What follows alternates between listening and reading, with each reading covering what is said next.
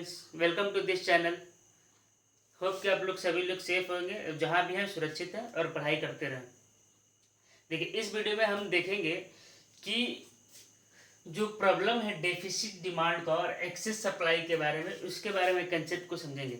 देखिए, इससे पहले वाले वीडियो में मैंने शॉर्ट रन के बारे में बताया हुआ था कि शॉर्ट रन के थ्रू क्या होता है, और इन्वेस्टमेंट मल्टीप्लायर के बारे में मैंने समझाया हुआ था कि इन्वेस्टमेंट मल्टीप्लायर क्या होता है। जब डिमांड ज़्यादा हो जाएगा, चाहे सप्लाई जब ज़्यादा होगा तो क्या होगा, जब सेविंग ज़्यादा हो जाएगा और इन्वेस्टमेंट ज़्यादा होगा तो क्या होगा। तो उसके बारे में मैंने पूरा होल डिटेल बताया था आप सभी को। ठीक है, अगर आपने अभी तक वो वीडियो नहीं देखा, जाके प्लेलिस्ट में देखिए। ठीक है, तो इस वीडियो में हम डिफिसिट डिमांड और एक्सेस डिमांड के कंसेप्ट को समझेंगे। डेफिसिट डिमांड और एक्सेस डिमांड को समझने से पहले कुछ हमारे रिलेटेड जो टर्म्स है उसको समझना जरूरी है, तभी हम एक्सेस डिमांड, जो डेफिसिट डिमांड है और एक्सेस सप्लाई है, उसके बारे में हम अच्छे तरीके से समझ पाएंगे। ठीक है, तो चलिए इस वीडियो में हम देखते हैं कि जैसे हमने बहुत बार सुना होगा एम्प्लॉयमेंट के बारे में और अनएम्प्लॉयमेंट के बारे में भी सुना होगा। ठीक है, अभी जैसे जो सिचुएशन है जो पेंडेमिक के समय, वो अनएम्प्लॉयमेंट काफ़ी हद तक बढ़ गया है। ठीक है, हमारे देश में बेरोजगारी बहुत ही ज़्यादा बढ़ गया, लोगों के जो रोजगार थे वो छीने जा रहे हैं। ठीक है, और बहुत ही ये सीरियस प्रॉब्लम है अभी करंट जो इशू है। ठीक, तो हम देखते हैं कि ये कितने टाइप्स को होते हैं। ठीक है, इक्विलिब्रियम क्या होता है, full employment equilibrium, under employment equilibrium क्या होता है। ठीक है, तो वीडियो स्टार्ट करते हैं। देखिए, फुल एम्प्लॉयमेंट इक्विलिब्रियम वो सिचुएशन होता है जहाँ पे जो हमारा एग्रीगेट सप्लाई और एग्रीगेट डिमांड दोनों इक्वल होता है। ठीक है, या फिर हमने दो अप्रोच पढ़ा था कि इक्विलिब्रियम पे कब होगा। ठीक है, तो एग्रीगेट डिमांड और सप्लाई वाला देखा था, और सेविंग इक्वल टू इन्वेस्टमेंट वाला अप्रोच को देखा था। ठीक है, तो जो फुल एम्प्लॉयमेंट इक्विलिब्रियम होता है, एक ऐसा सिचुएशन होता है जहाँ पे एग्रीगेट डिमांड और एग्रीगेट सप्लाई और सेविंग इक्वल टू इन्वेस्टमेंट दोनों इक्वल होता है, और कोई भी चीज़ का, कोई भी जो रिसोर्सेज है उसका अच्छी तरीके से यूटिलाइजेशन होता है। ठीक है, मतलब कि अगर किसी चीज़ को हम अपने इफिशियंट रूप से उसका यूटिलाइजेशन होता है, मतलब फुलर यूटिलाइजेशन होता है। ठीक है, कि मतलब जितना हम उसको यूज करना चाहते थे 100% उतना पूरा यूज कर लें, तो इस सिचुएशन को हम लोग बोलते हैं फुल एम्प्लॉयमेंट इक्विलिब्रियम। ठीक है, जैसे कि कोई भी चीज़ हम प्लान किए कि हमको, जो सप्लायर है वो, जो प्रोड्यूसर है वो प्लान किया कि हमको 10 लाख यूनिट प्रोड्यूस करना है, तो वो 10 लाख यूनिट प्रोड्यूस कर दे, पर उतना डिमांड भी हो, तो उस सिचुएशन को हम लोग बोलते हैं फुल एम्प्लॉयमेंट। जहाँ पे जो प्रोड्यूसर सोचा, प्लान किया कि हम 10 लाख करें, और वहीं पे जो डिमांड भी है वो 10 लाख के यूनिट्स का ही है, तो उस सिचुएशन को हम लोग फुल एम्प्लॉयमेंट इक्विलिब्रियम के नाम से जानेंगे। ठीक है, तो it refer to a situation where aggregate supply equal to aggregate demand and S equal to I, मतलब saving equal to investment with fuller utilisation of the resources. ठीक है, तो अगर ये पूरा इक्वल रहेगा तो हमारे यहाँ जो है अंडर एम्प्लॉयमेंट या अनएम्प्लॉयमेंट नहीं होगा इकोनॉमी में। ठीक है, देखिए दूसरा समझते हैं,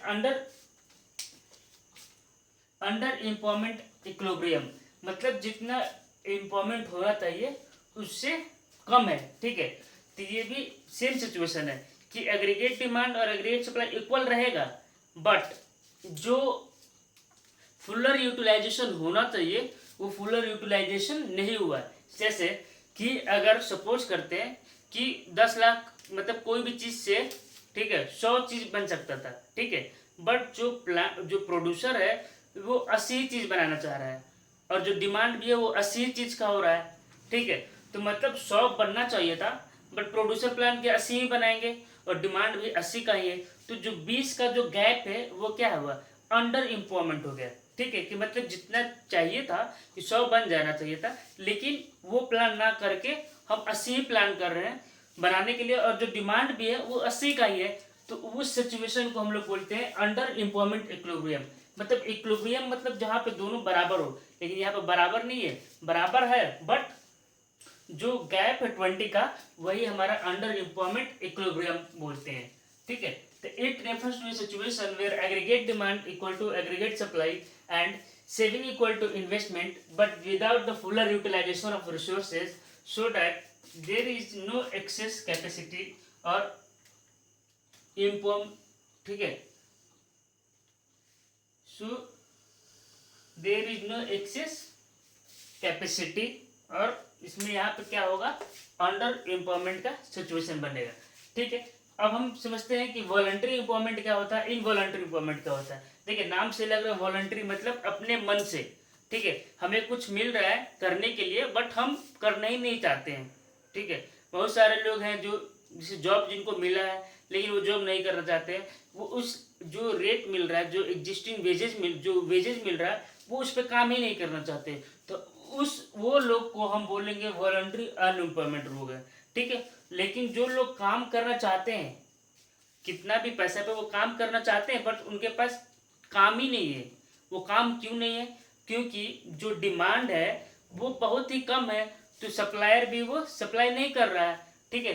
तो वो वाला सिचुएशन को हम लोग बोलेंगे वॉलंटरी अनएम्प्लॉयमेंट, ठीक है। तो वो जो इनवॉलंटरी अनएम्प्लॉयमेंट बोलेंगे, ठीक है। वॉलंटरी एम्प्लॉयमेंट समझ में आ गया।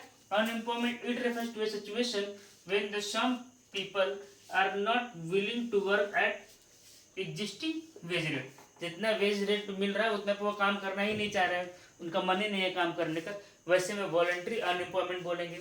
और ये एक ऐसा सिचुएशन होता है जहाँ पे लोग को काम ही नहीं मिलता है लेकिन लोग काम करना चाहते हैं, ठीक है, at the existing wage rate, जितना भी पैसा मिल रहा है उस पर काम करना चाहते हैं, ठीक है, लेकिन उनको काम ही नहीं मिल रहा है।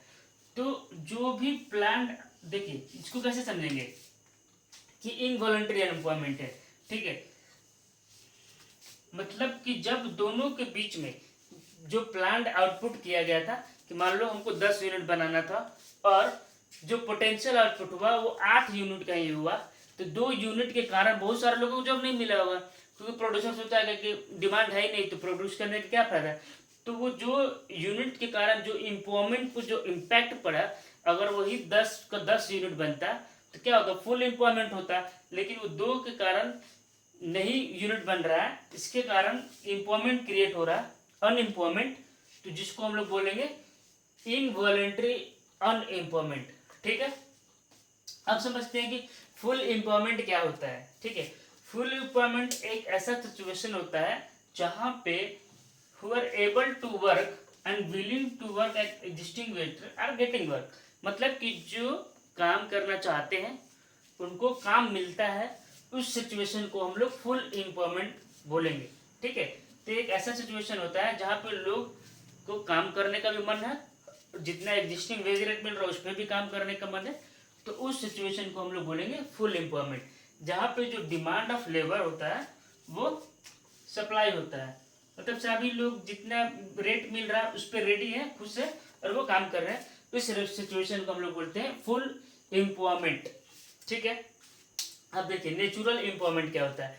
नेचुरल एम्प्लॉयमेंट का मतलब ये होता है कि मतलब ऐसा थोड़ी है कि किसी भी इकोनॉमी में अनएम्प्लॉयमेंट होगा ही नहीं, ठीक है, मतलब कि फुल एम्प्लॉयमेंट देखने से लग रहा है कि नहीं फुल एम्प्लॉयमेंट है, इक्विलिब्रियम पे है, सब कुछ है, लेकिन उसमें भी नेचुरली कुछ ना कुछ लोगों को जॉब नहीं मिला होगा या नहीं करना चाहते हैं, बहुत सारा चीज़ हो सकता है, तो उस सिचुएशन को बोलेंगे नेचुरल नेचुरल एम्प्लॉयमेंट, ठीक है, नेचुरल अनएम्प्लॉयमेंट, ठीक है, नेचुरल अनएम्प्लॉयमेंट बोलेंगे, मतलब कि वो एट एनी कॉस्ट एग्जिस्ट करेगा ही करेगा किसी भी इकोनॉमी में, तो वो नेचुरल अनएम्प्लॉयमेंट होता है। The minimum rate of unemployment that must always exist in the economy is known as natural unemployment, ठीक है, वो नेचुरली किसी न किसी तरीके से होगा ही, कोई काम कर रहा था छोड़ दिया, अभी नहीं है, बाद में उसका मन है, तो बहुत सारा चीज़ें, वो सारा का सारा जो है वो नेचुरल अनएम्प्लॉयमेंट में आ जाएगा,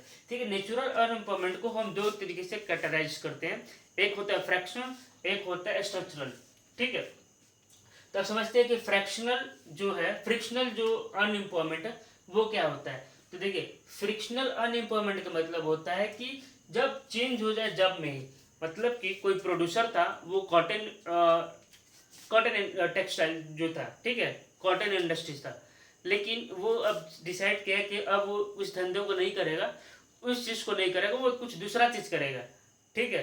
तो जिसके कारण क्या हुआ कि चेंजेस हो गया, तो चेंजेस को हम लोग बोलेंगे फ्रिक्शनल अनएम्प्लॉयमेंट, ठीक है।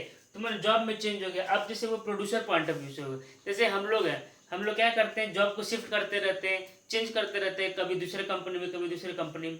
तो क्या हुआ कि जब चेंज करना था, लेकिन जैसे अभी मान लीजिए किसी को पैंडेमिक आ गया, ठीक है, कोई दूसरा कंपनी में शिफ्ट करना चाहता था, तो पहला वाला कंपनी छोड़ दिया, लेकिन वो वाला कंपनी का जो है अभी रिक्रूटमेंट ही नहीं हुआ। तो इसके बीच में जो ड्यूरेशन हो गया, जो जितना दिन का ड्यूरेशन हो गया, वो जो है फ्रिक्शनल अनएम्प्लॉयमेंट के अंडर आएगा। ठीक है, इसका एग्जाम्पल है shifting of the job from one to another, lack of information regarding the employment, मतलब किसी को इंफॉर्मेशन ही नहीं है कि मतलब कुछ निकला हुआ है, कुछ रिक्रूटमेंट हो रहा है, ये सब चीज़ भी जो है फ्रिक्शनल अनएम्प्लॉयमेंट में। फिर शॉर्टेज ऑफ पावर, जहाँ पे मतलब सब कुछ चेंज हो गया, रॉ मटेरियल नहीं है, कुछ नहीं है, जिसके कारण जो है अनएम्प्लॉयमेंट का सिचुएशन क्रिएट हो गया। ठीक है, तो इस चीज़ को फ्रिक्शनल अनएम्प्लॉयमेंट बोलेंगे।